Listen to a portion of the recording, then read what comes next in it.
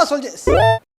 ரீசனா ரிலீஸ் ஆன டிராகன் படம் 100 கோடி அல்ரிச்சு, அதுவும் 10 நாள்ல. சம்பாரிச்ச பணத்தை சேர்த்து வை, நகை வாங்கி போடு. எப்பதான் வாங்கினேன் 15 பவுன் வாங்கினேன். அது இங்க பிரச்சனை வந்து இது அல்லது பிரச்சனை கிடையாது. எல்லாரும் வந்து பிரதீபை பார்த்துவிட்டு அப்படியே திரும்பி நம்ம சூர்யாவை பாக்குறாங்க, உடனே வந்து மீன் போட்டு கலாய்க்கிறாங்க. உதாரணம் சொன்னா இந்த அட்டோரி மீம். இந்த மாதிரி நாங்களும் உருவாக்குவோம். உருவாக்கி கரையிலேயே ஊர்ந்துட்டு இந்த மாதிரி கலாய்க்கிறது என்ன காரணம்? பிரதீப் ரங்கநாதனை வச்சு ஏன் நம்ம சூர்யாவை கலாய்க்கிறாங்க அப்படின்றத பத்தி பார்க்க போறோம். பார்த்துருவோம். இது வந்து ஃபேன்ஸ் பண்றாங்களா ஹேட்டர்ஸ் பண்றாங்களான்னு பற்றி சொல்றேன். ஓகே. நம்ம சேனல் புதுசா வந்தீங்கன்னா மறக்காம சப்ஸ்கிரைப் பண்ணுங்க. ஆல்ரெடி வந்தவங்க அப்படின்னா லைக் பண்ணிட்டு போங்க. ஓகே சோல்ஜர்ஸ், ஓர மெசேஜ்ல போயிடலாம். நான் கந்தசாமி, இந்த ஷோ கோலிவுட் கந்தசாமி. இந்திரா வந்தது சந்திரா வந்தது இந்த சினிமா தான். இங்க எம்ஜிஆர் வந்தது என்டிஆர் வந்தது இந்த சினிமா தான்.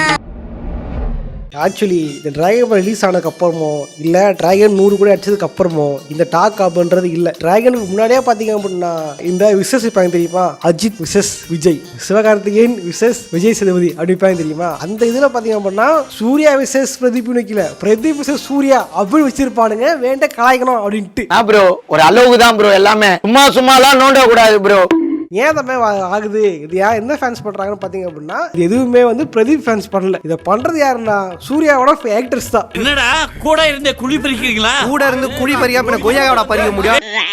தெரிஞ்சிருக்கோம். ரீசெண்டா வந்து இந்த படம் வந்திருக்கும் கங்குவா படம். பாத்தீங்க அப்படின்னா அந்த படம் ரிலீஸ் ஆகும் போது இல்ல, ரிலீஸ் ஆகி இப்போ நல்லா இல்ல அதெல்லாம் ஓட்டானா பரவாயில்ல. படம் பேர் வச்சதுல இருந்து அதுக்கு ஏகப்பட்ட ரோல் ஏகப்பட்ட மீம் மெட்டீரியலா மாறிடுச்சு அந்த படம். அதெல்லாம் எங்களுக்கு தெரியாது. பாடன்னா அடிப்பா.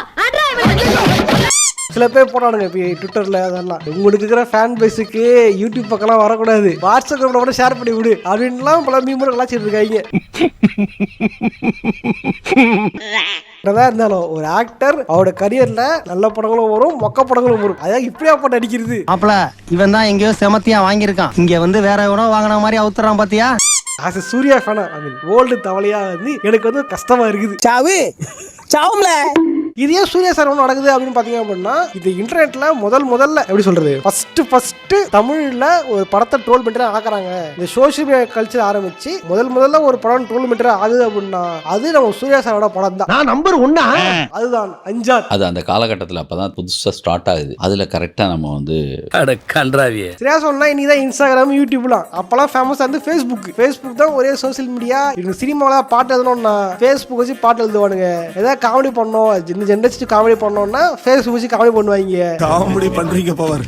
இன்னைக்கு பாத்தீங்க அப்படின்னா அந்த ஆப் வந்து பூமர்கள் ஆப்பா மாறிடுச்சு, வயசானவங்க ஆப் அப்படின்ற மாதிரி ஆயிடுச்சு. சொந்தங்கள் குரூப்ல போடுங்க. வயசானவங்க பெரும்பாலும் யூஸ் பண்ணிருக்காங்க, யங்ஸ்டர்ஸ் எல்லாம் யூஸ் பண்றது இல்லை எனக்கு தெரிஞ்ச வரைக்கும். இன்ஸ்டாகிராம் தான் யூஸ் பண்ணிருக்காங்க. அப்பவே இந்த ஃபேஸ்புக் ஃபேமஸா இருக்கும் போதே பாத்தீங்க அப்படின்னா அஞ்சான் படத்தை வந்து வச்சு செஞ்சாங்க. நல்லா இருக்கு. அஞ்சான் படம் வரும்போது நான் காலேஜ் படிச்சுட்டு இருக்கேன். காலேஜ் படிக்கும் பொழுது அதே கட்ட ஓடி விட்டான் படத்துக்கு. ஆனா படம் பயங்கர ஹைப். படம் வந்து வரலாம் ஓடுறா, படம் வருது போகிறா அப்படின்ற மாதிரி பயங்கரமான ஹைப். ஏன்னா படத்துக்கு அனைத்து ப்ரமோஷன் பண்ணிட்டு இருந்தாங்க. சூர்யா வந்து பாட்டு பாடுறாரு, சம்பந்தம் பீனி போட்டு வராங்க. லிங்குசாமியோட படம் இது. இதுவரை கத்துக்கிட்ட மொத்த வித்தையும் முழுசா இறக்கணும்னு நினைச்சிருக்கேன்.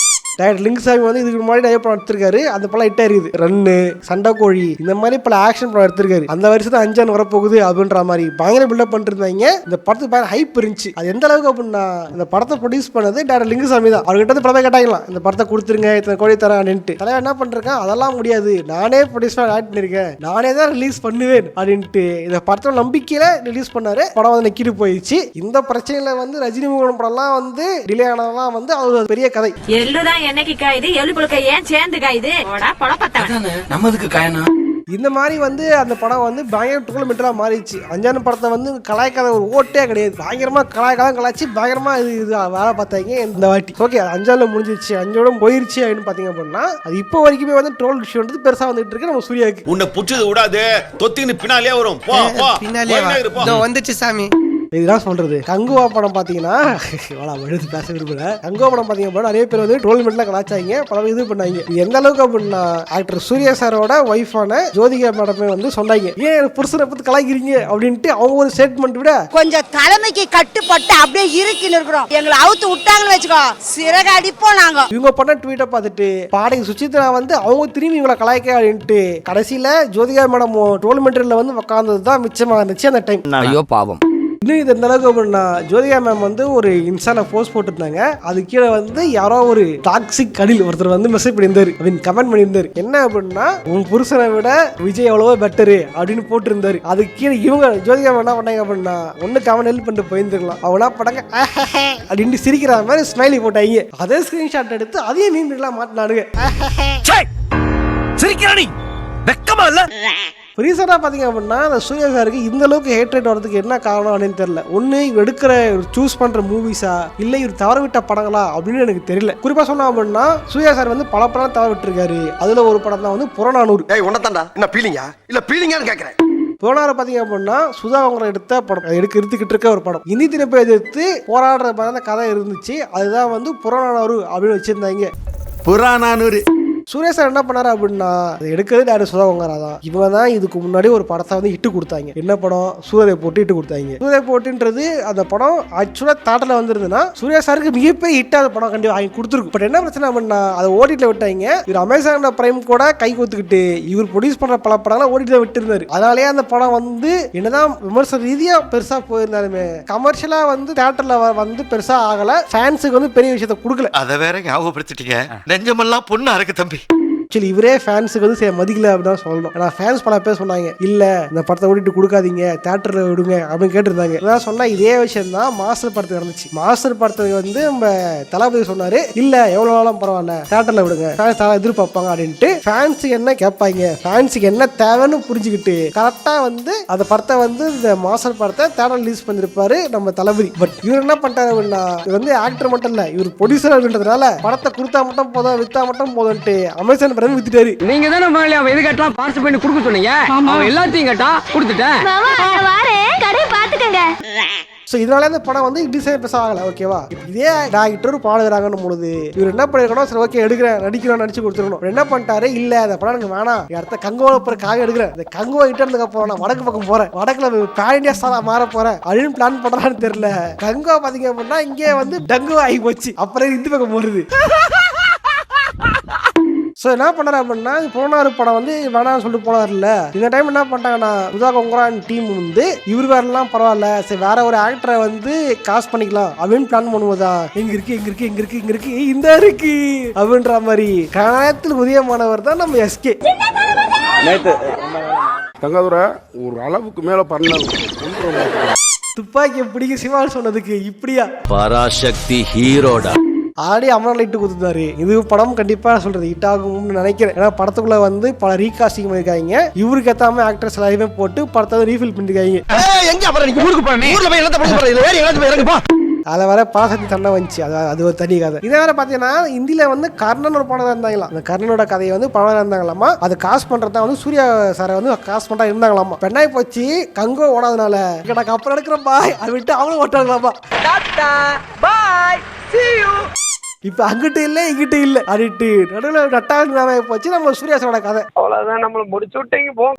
இது மட்டும் இல்லாம சில கான்ஸ்பரசியும் பேசுறாங்க. உண்மையா போயான்னு தெரியல பேசிக்கிட்டாங்க. அதை நான் சொல்றேன். என்ன பேசுனா இந்த புறநானூறு படம் என்றது மொழி போர் பத்தின ஒரு கதை. இந்தி திணிப்பை எதிர்த்து போராடுற ஒரு புரோட்டகனிஸ்ட பேஸ் பண்ண ஒரு படம் தான் இந்த புறநானூறு அதாவது பராசக்தி. இந்த படம் பாத்தீங்க அப்படின்னா இதை வந்து இந்திய எதிர்க்காம தான் இருந்திருக்கும். ஸோ நம்ம வந்து இந்திய எதிராம அடிச்சிட்டோம்னா நம்மளால வடக்கு பக்கம் போக முடியாது. இப்போ வந்து வடக்கு பக்கம் செட்டிலான பிளான் போட்டிருக்கோம். அது எங்க பிரச்சனை வந்துட போகுதோ அப்படின்றதுனாலதான் இதை வந்து வேணான்னு சொன்னாரு அப்படின்ட்டு ஒரு டாக் இருக்கு. என்னடா என்னம்மா இது? பட் உண்மையா போயான்னு தெரியல. ஆச்சு என்ன பிரச்சனைனா நம்ம ஆக்டர் சூர்யா வந்து கடந்த சில வருடங்களா நிறைய படம் வந்து வேணாம் ஒதுக்கிட்டாரு. இதான் சொன்னது மடங்கான் படமும் அதே மாதிரிதான். மடங்கான் வந்து இருடிக்கணிய படம் தான். மடங்கான் படம் வேணான்னு சொன்னால்தான் அருண் விஜய் என்கிற அருண்குமாரை வந்து காசு பண்ணாங்க. இப்ப அந்த படமும் ஹிட் ஆகி நல்ல டாக் கிடைச்சிருந்து. மிகப்பெரிய ஹிட் இல்ல படம் ஹிட் தான். நல்லா டாக் கிடைச்சிருக்கு. ரிலீஸ் ஆகும் போது பெருசா இல்ல அப்படியே போக படத்துல டாக் கிடைச்சது. கூட வந்து மதராஜா பழனிசா இருந்தது. ஒருவேளை மதராஜா ரிலீஸ் ஆகல அப்படின்னா கண்டிப்பா இன்னும் ஹிட்டா இருந்திருக்கும். ஓகே சோலவாது பர்ஃபார்ம் பண்ணி இருந்திருக்கும். பட் ஒரு வேலை வச்சிருந்தாரு அப்படின்னா சூர்யாவோட அந்த ஃபேண்டம்காகவே கண்டிப்பா பிரெக்னன்ட் ஆயிட்டா இருந்திருக்கும். பட் இல்லாம போனதான் பிரச்சனை போயிடுச்சு. நீ அப்படி வரியா?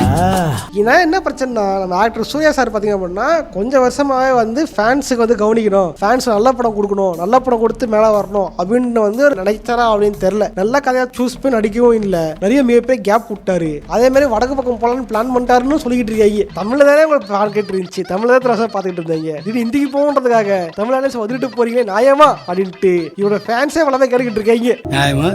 குறிப்பா சொல்லலாம் ஃபேன்ஸ்லாம் வந்து பயங்கரமா வந்து சண்டை போர்லாம் போட்டாங்க. யாருன்னா வேட்டையன் படத்துக்கு வேட்டையன் விசஸ் கங்குவா அதை பிளான் இருந்துச்சு. வேட்டையை நாங்கள் ஓட விடுறோம்டா அப்படின்லாம் வந்து ட்விட்டர் எழுதிட்டு இருந்தாங்க, பசங்க பண்ணிருந்தாங்க. அப்போ திடீர்னு இவர் வந்து கால விடுற மாதிரி இல்ல, அது வேட்டை தான் ஃபர்ஸ்ட் வரட்டும், நாங்கள் பின்னாடி வந்துக்கிறோம் பின்னாடி பக்கம் போயிட்டாங்க. பட் பின்னாடி வந்து என்ன போச்சுரும் அப்பயும் படம் ஒல்லியே.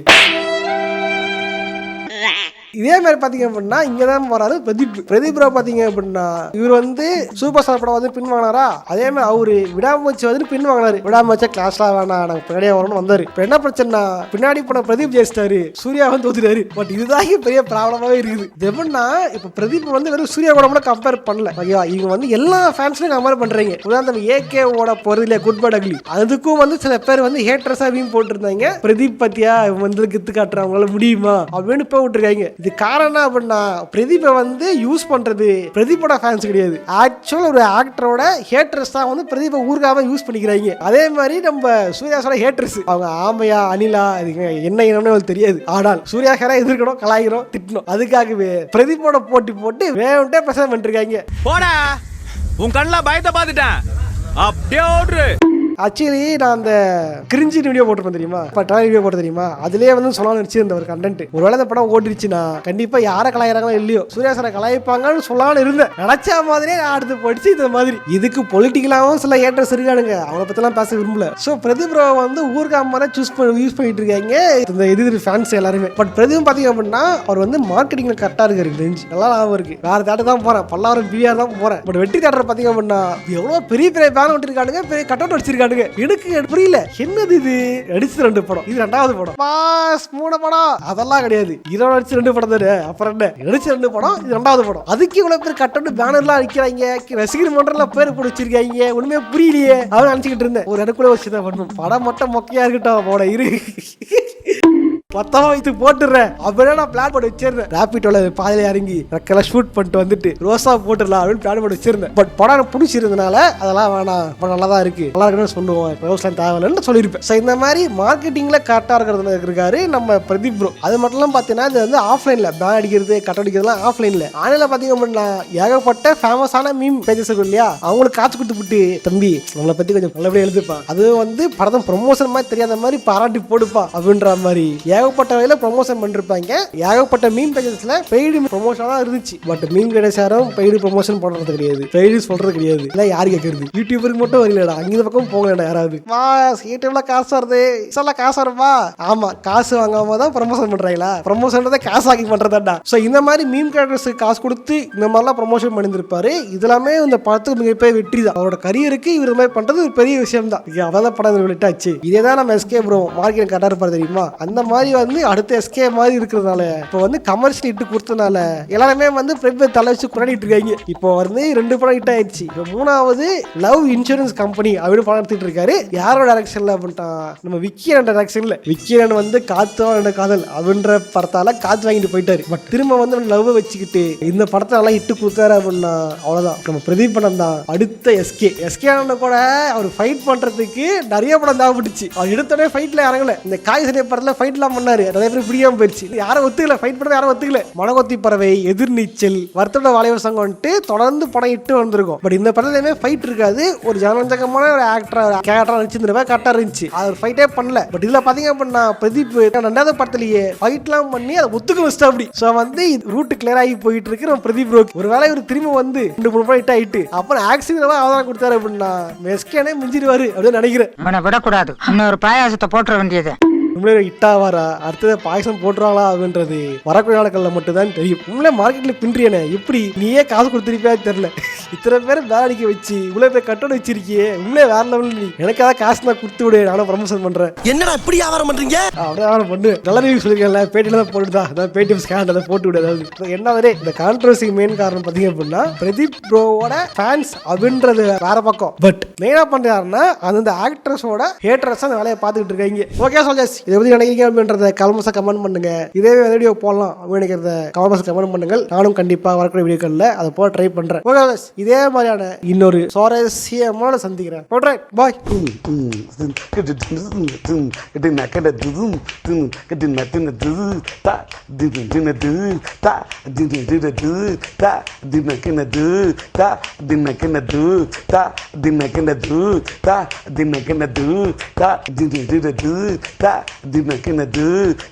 dinner